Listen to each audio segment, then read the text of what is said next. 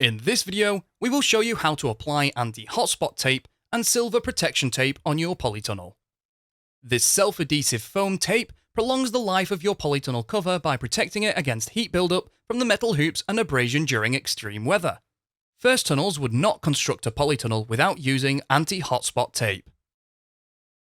Here are the parts you'll need. Anti-hotspot tape is applied on all hoops. Some of our customers ask whether anti-hotspot tape should be fitted to all metal framework such as the ridge. Although the polytunnel cover may come into contact with the ridge, we only recommend fitting anti-hotspot tape to the hoops, where the polytunnel cover is under a lot of tension. It is very important that the operation is done immediately prior to fitting your polytunnel cover. This process should be done in dry conditions. Your hoops should be clean and free of dirt and grease. The adhesive will not adhere to the metal if it is not dry and clean.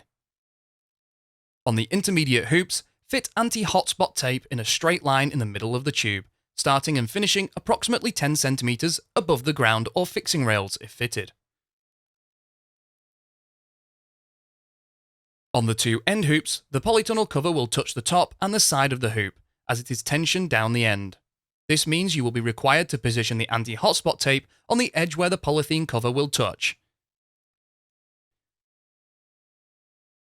Silver protection tape can now be applied to the two ends of the ridge assembly. If the twin supports have been installed, then silver protection tape is applied to the ends of the twin supports also.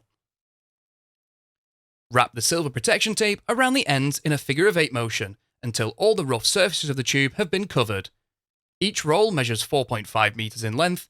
Use approximately 2 meters per ridge clamp.